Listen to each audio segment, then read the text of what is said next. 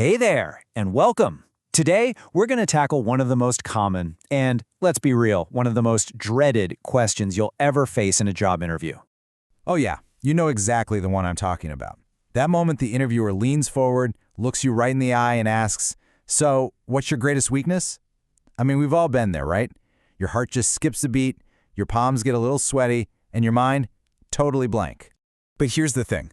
What if I told you this question isn't a trap? It's not designed to make you fail. What if it's actually your biggest opportunity to stand out? A chance to show them you're self-aware, you've got a growth mindset, and you're the absolute perfect person for this job. Okay, so let's get into it. To really nail this answer, we first have to get inside the interviewer's head. We need to figure out what they're really asking when they bring up your strengths and weaknesses. So, what's the secret agenda here? Well, it really boils down to a few key things. They're checking out your self-awareness. They want to know, do you know what you're good at? And maybe even more important, can you actually admit you have weaknesses? And here's the kicker, show that you're doing something about them. It's not really about your technical skills, you see. It's about your character. All right, let's start with the fun part, your strengths. We're going to look at how to take something you're good at and turn it into a memorable story that will stick with the interviewer long after you've left the room. Now, a generic answer just won't cut it. Your best strength is one that's tailored specifically for this role. So, step 1, dig into that job posting. What skills are they screaming for? Step 2, do your homework on the company. What's their vibe, their culture? And finally, the most important part, look back on your own experience. Where have you made a real, tangible difference? Seriously, this prep work is what takes an answer from meh to wow. Okay, and I've got a super simple formula for you to structure this perfectly. Think of it in 3 parts. First, you make your claim, state your strength. Then you tell a quick story that shows that strength in action. And you wrap it up with the result, the positive impact you had. Claim, story, result. So easy to remember, but man, is it powerful. Okay, deep breath. Now for the part everyone dreads, talking about your weaknesses. The goal here is tricky, right? You've got to be honest, but you can't say something that'll get you kicked out of the running. The real secret is to use it to show off that awesome growth mindset you have.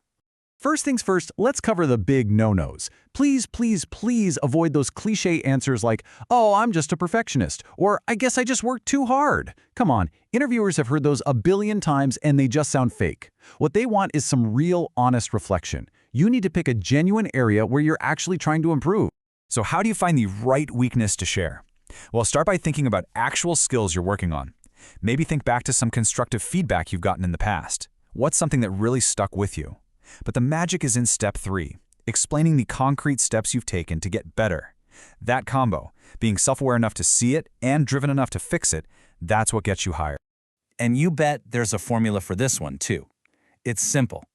State the weakness, describe the action you took, and share the result, which is your growth.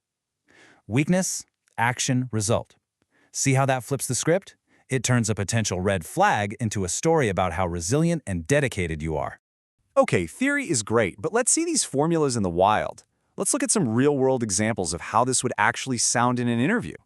So, check out this answer for the strength of collaboration. See, the person doesn't just say, "Oh, I'm collaborative." Boring.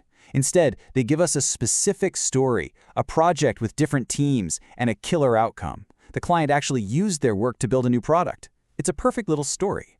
And if we break it down, you can see our formula perfectly. The claim, "I am very collaborative." The story, "I led this project."